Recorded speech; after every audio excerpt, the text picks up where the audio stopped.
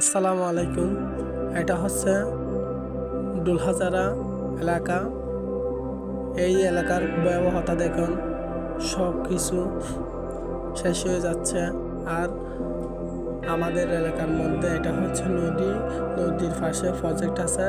সমস্ত প্রজেক্ট আর নদী একাকার হয়ে গেছে। সবাই ওনাদের জন্য দোয়া করবেন, যাতে ওনারা ধৈর্যশীল হতে পারে, আল্লাহর উপর ভরসা রেখে আবার নতুনভাবে সব কিছু করতে পারে।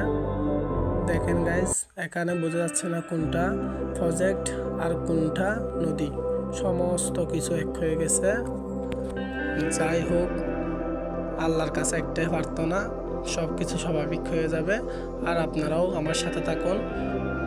যারা প্রজেক্ট দেখেন নাই, দেখেন প্রজেক্ট আর নদী এক হয়ে গেছে। আশা করি সবাই ভালো থাকবেন, সুস্থ থাকবেন। আল্লাহ হাফেজ। আবার খবর নিতে আমার সাথে থাকুন। বাই।